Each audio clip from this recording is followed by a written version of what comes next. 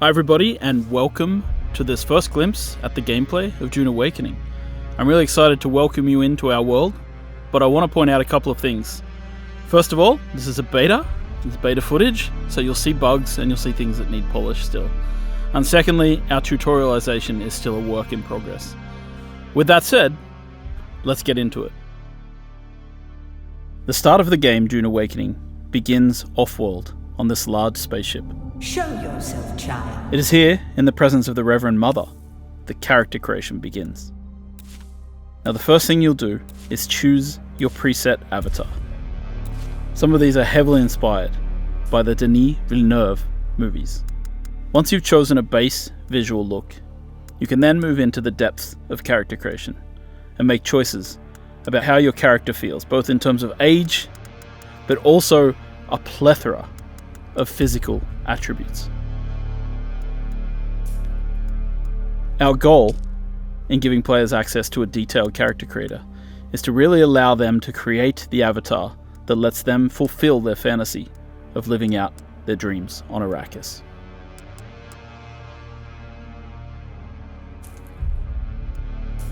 There are a multitude of hairstyles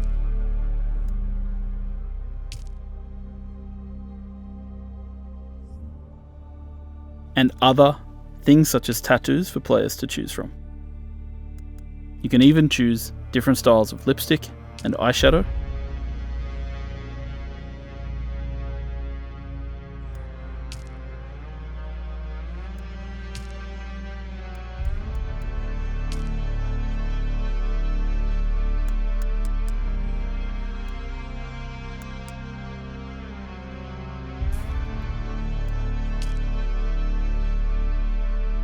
You can choose the muscle tone of your character, from height, arm thickness, leg thickness, neck length.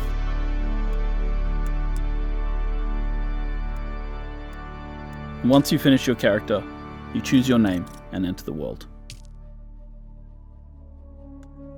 And once you've customized the avatar that you want to play in the game, Have they told you well, then we what move I into am? the second phase of character creation. Then I will sift your words for lies. Let's begin. Where were you born? The second phase of character creation A world of is where water. you, as a person who may or may not know Atreides. anything about Dune, get to make choices about who you were before the game starts. Where you come from, Bad advice. what caste you belong make a to bad in the Dune deal. universe, and of Be course, close to perhaps power most is to importantly, walk the who your nice mentor age. was. Who was your mentor? Your mentor determines your starting set of skills when you enter the game. You must have been very young. The mind must be prepared, or the training does not take. The test is almost complete. Have you spoken truth? Come here. Kneel. Put your hand in the box.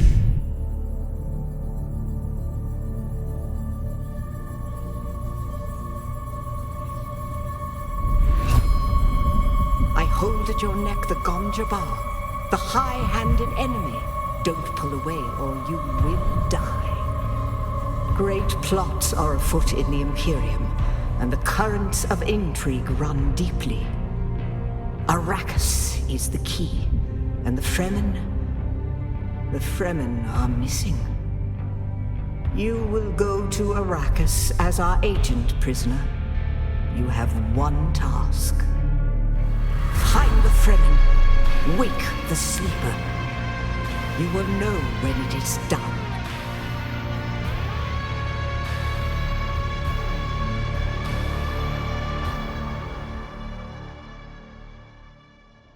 Now we're going to jump ahead a little bit in the story here, skipping past several events just to sort of get into the early new player experience of the game.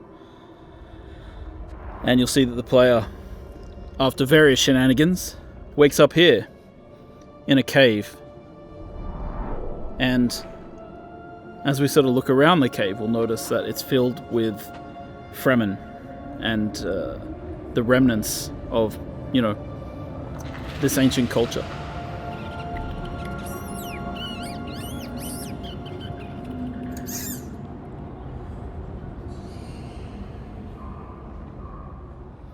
So now as the player takes their first steps in the world, they're really here amongst the dead. And so the first question they should be asking is, what happened here?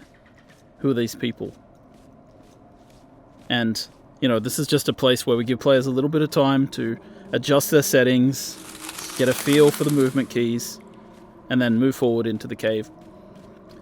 And they'll stumble upon their first major interaction point, which is the Frem Kit.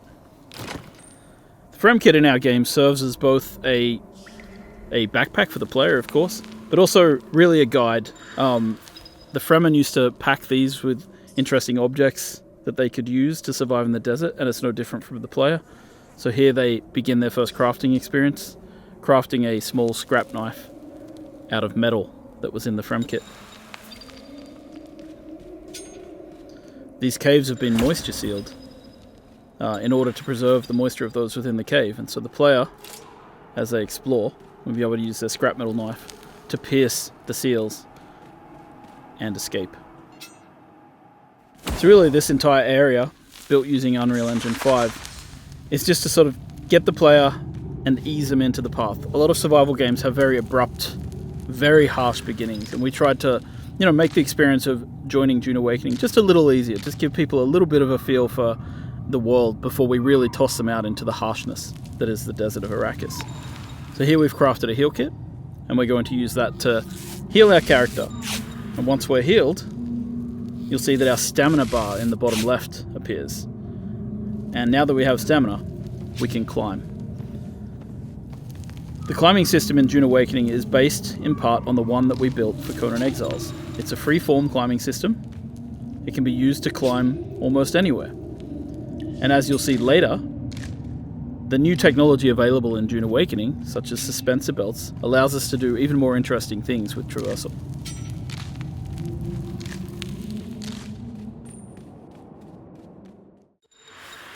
So once we've finished that first little section, we're jumping ahead, we're going straight into the harsh real world of Arrakis. And here are your first steps on Arrakis.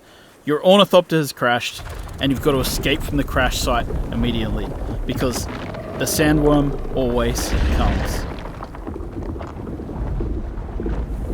And what you have to keep in mind is, these are the little ones. So these are the first sandworms you encounter in the game. There's bigger ones later on. The other thing that you have to pay attention to as a player is sunstroke and heat.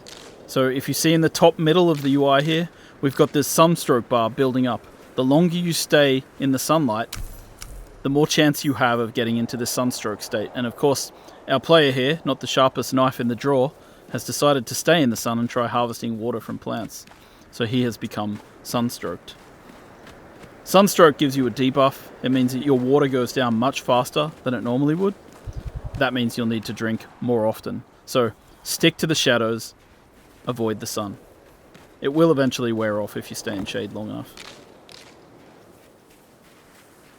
So now that we've made our way out of the first part of the desert and we're heading deeper in, we're going to start to harvest in the game world. So harvesting in a lot of these survival games is quite similar. In this case, we're picking up items, but we're about to pull out what's known as the cut array. And what we do with the cut array is we analyze structures to find their weak points, and then we cut along those lines to break open the structures and gain the resources inside. This is like mining. We apply it both to rocks, we apply it to metals in the game world, and at the start of the game as a player, you'll just be scrounging around, picking up, finding structural weak points in rocks that you can harvest, breaking them apart, and taking those pieces with you. Now we've jumped ahead a little bit, and we see that the player is starting to be affected by the spice in the air. And this means that players need to get somewhere safe, in shelter, before the spice overwhelms them and overwhelms their senses. And this is another large part of the game. We're not going to show too much of it today, but spice is a very important part. With the world broken apart by the War of Assassins, there are NPC bases scattered all over Arrakis. We're switching to a different character now, one who's slightly more advanced, and he's using his binoculars to mark an NPC outpost. We're going to mark that. That marker will then appear on our compass, and you're able to approach them in any way you like. In this case, our character uses a Shigawire claw combined with a suspensor belt to get up to high ground and approach the enemy base from above. Kind of one of the interesting things about Dune Awakening is just how you can combine the different abilities. And this is how traversal really plays into the game. Like, you end up being able to attack these bases from any angle that you'd like. Now, our player is going to craft the first gun in the game, known as a Mauler pistol, which translates to, the basic kind of weapon in the game. As you may know, in Dune, bullets are not the preferred type of ammunition. Instead, it's darts, which are fired at a slower rate in order to try and attempt to pierce shields. Now, this early in the game, enemies don't really have shields, so the player is going to sneak into the base from above and use a combination of their early abilities. In this case, dropping out a grenade, then sneaking around the corner, and beginning to get into NPCs head-on. Now, troopers are the basic shock troops of the universe, and their ability trees reflect that. Grenades, Shiga claws for moving around, and of course, they're able to take down people with headshots. You can see how suspensor belts really allow you to change your approach to combat.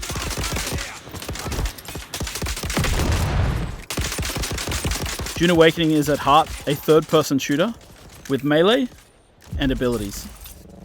And it's the combination of melee, abilities, and range shooting that creates what we call combined arms in the game.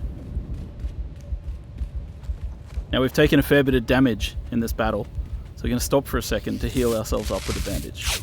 Bandages heal over time, so you can't just heal yourself to 100%. You have to actually get into safety, get behind cover before you start using them.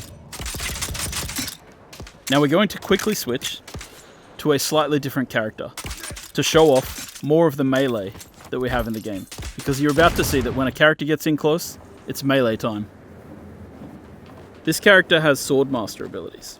First of all, the knee charge, which is about getting in close to do damage in combat, and then quickly setting up to a riposte, which allows you to parry and return massive amounts of damage to your enemy.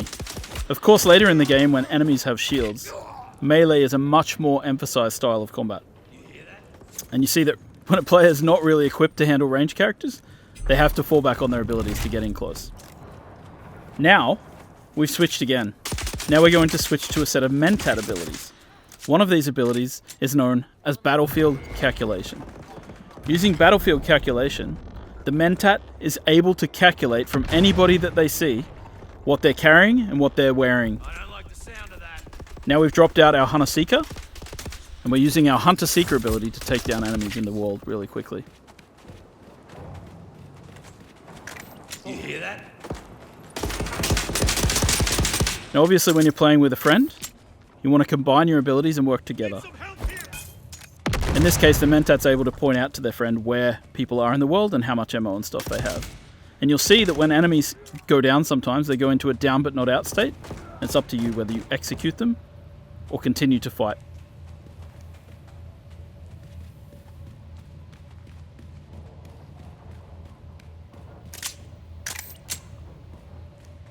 After a quick reload, it's back into the battle, with our friend coming from above and throwing out one more grenade.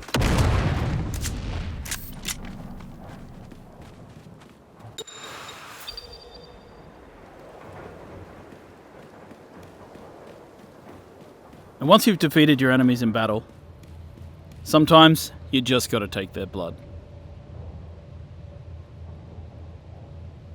In order to get water, the player's going to have to craft themselves this blood sack and this blood extractor and use it to harvest blood from their fallen enemies.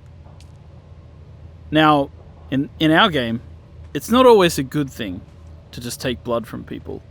It's potentially bad and can only be used for certain things. Once you've extracted the blood, you can then of course drink it. As you'll see here, the player takes a big sip from their blood bag. But when they do that, it causes a debuff because the blood is not exactly pure, and drinking blood for water is not exactly a one-to-one scenario. So you'll see that our health bar got shorter while our water bar went up. And so being a blood drinker is not always looked upon in the right way. Of course, once you've played the game for a little while, you'll start wanting to build your own base. And the first part of that is placing down what we call a sub-fief console. A sub-fief console allows you to claim a small part of Arrakis as your own, but it does in turn mean that you'll start to owe taxes to the Emperor. So here we are with our building system. And you can see that we have two types of building here. We have the holograms, which show in the beginning. I call them Salido projections internally. And we have the way that you fill in, which is by holding down the mouse button in this case. So the cool thing about this is it allows us to have this cooperative building system. So you'll see that one player places out the Salido projections and the other player fills them in with the materials from their inventory. This is just a way that lets people play together and build together in an interesting and exciting way. We've seen through our experience with Conan Exiles that some people just love to build in these games. So we've created a system called the Blueprint Building System that allows players to save a copy of their base as one of these giant holographics. Then they can take them out into the world and place them out wherever they like and then rebuild. And we have another system in the game which allows you to take these, big architectural designs of your buildings and sell them to other players on the exchange. And once again, this is a way to quickly move your base around the world. If you've got a design you like, you don't have to, throw it out immediately. And it allows you to create these interesting masterpieces. It also, as you can see here, allows you to, if you're not artistically minded and you don't like building big bases, you can buy them from other players. Once you finish crafting a base, you want to fill it with all kinds of machines, fabricators, and refineries. And of course, harkening back to the blood extraction we just did, we've got the blood purifier.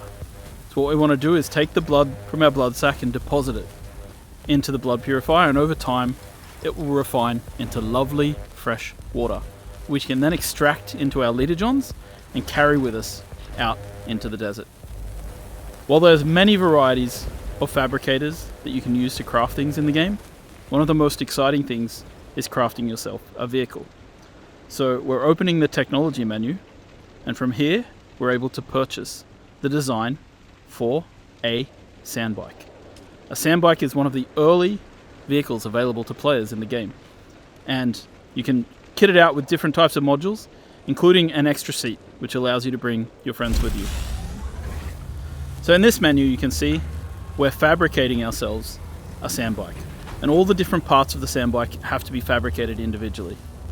So the player is going into the menu here, they're crafting different things which will make up their sandbike, and as you can see it prints out in this kind of 3D printer type way where all the materials are turned into these particles which then come together to form the different pieces of the sandbike. And you can see it's sort of all happening in the background here. And if we go out into the world view, you can actually see the pieces forming up inside the fabricator. So a base with lots of these fabricators going is actually pretty cool and pretty busy. Once we've done, we jump back in, we pull things out of the queue, chuck them into our inventory, and then we use the welding tool to place out vehicle pieces. Now again, this is a cooperative activity. We've thought about multiplayer, so any other player could be working with you to place modules and pieces of this bike. And so we're going to assemble this bike, but of course when you work on larger vehicles and your friends are with you, you'll be able to work together to craft big things like transport ornithopters or sand crawlers. And so we're going to add the body to this, and we're going to add an extra seat just in case we want to bring our friend with us out into the world.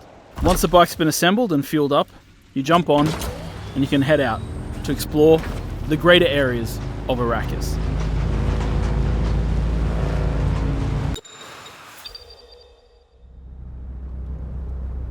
Heading out into the world to explore can be a dangerous experience. And as you explore the universe, you'll find certain dynamic events will occur. In this case, the War of Assassins has claimed a new victim, a ship which falls from the sky, spilling its loot all over the sand.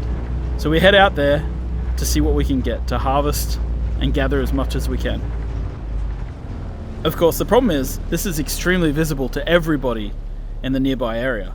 So people will be able to see this, and so in a PvP area you might suddenly find yourself coming into competition with other players. In a PvE area you might just find other people competing with you to get to the loot first.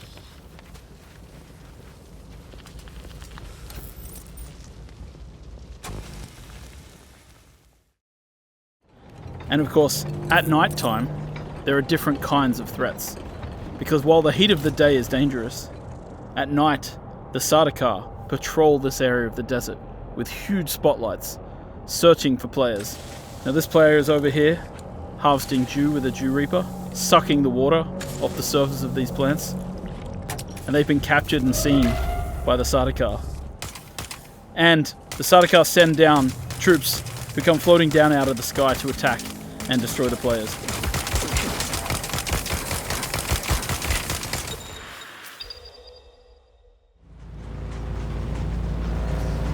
Now, of course, as mentioned, traveling on the surface at any time risks drawing a sandworm. But there are certain things which we've created to draw players out of their comfort zones. So in this case, there's a special type of sand here on the surface, known as flower sand. Flower sand, according to the books, is the softest kind of sand, and players can use it to refine it into a variety of different materials that they need for crafting. So you want to come out into the desert and you want to try and find flower sand, but you have to be wary and pay attention, because as you harvest, you risk drawing the attention of the sandworm.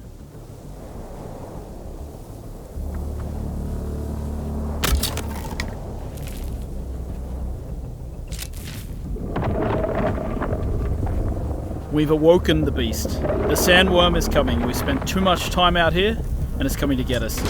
Now you can see in the middle of the screen the indicator showing us that the sandworm is angry and it's coming after us. And our only option now is to get back to rocky ground or the sandworm's going to take us. I don't know how those guys survived that, but somehow they managed to get to the safety of the rock island.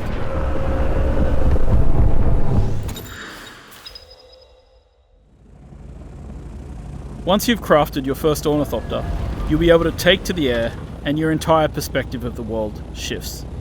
From here, it'll make traversing the world a lot safer because you can avoid the sandworms. It'll also help you to go out into the larger world of Arrakis.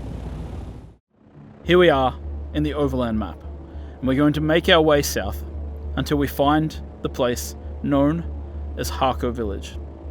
Harko Village is the current seat of the Harkonnen, after their city, Carthag, was destroyed in a nuclear explosion during the War of Assassins. There's more details like that in the lore of the game for players to discover and explore. So we're going to land at Harko, and we're going to explore the social space. Once you arrive in Harko Village, you'll be able to meet up with other players, interact with them, trade, and create guilds. The game has a variety of social interaction mechanics, from emotes to grouping to a chat. Throughout Harko Village, you'll also interact with story characters, follow the main story. You'll be able to meet vendors who will sell you exotic items. They let you live. That is interesting. You'll be able to get a feel for how the factions are viewed in the world, and of course, you'll be able to swear allegiance to one of the major factions, the Harkonnen or the Atreides. Swear your guild's allegiance and begin to take part in the politics of the Imperium.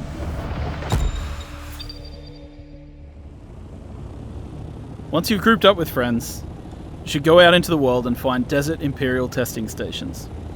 These are dungeon-like experiences, which you and your friends can work through together.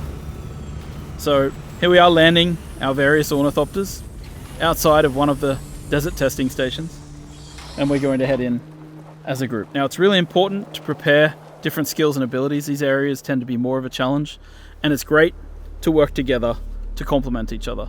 So this is the skill tree. Here you can equip different types of abilities and techniques.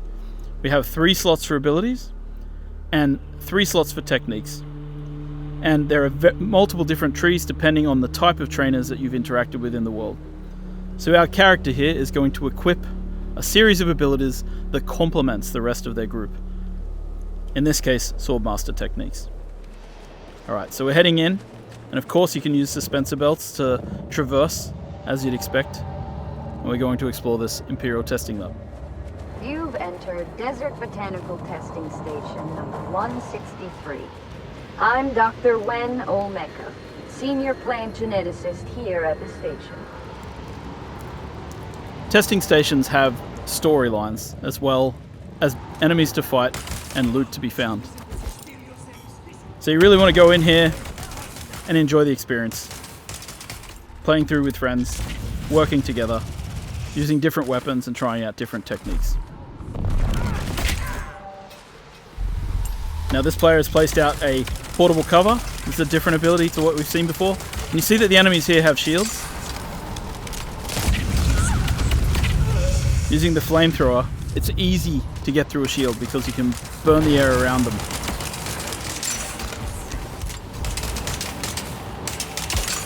And of course our characters are a little higher level than they were in the start of this video. So you're able to see that, yeah, we can take people down a little more easily. And of course when you get to the end of these areas you find these really cool loot chests. And in these loot chests you find specialized components that are used for crafting exotic weapons and items. The end game of Dune Awakening takes place in the deep desert. Giant spice blows will happen, drawing players from all around to try and harvest the spice as quickly as possible. You want to get there first, and you want to try and take as much spice as you can before an enemy guild shows up to try and take it away from you. Now of course, if you're clever and you start to lose the battle, you might place out a thumper, and that limits the time in which people are able to take spice, because then the big worm is going to show up.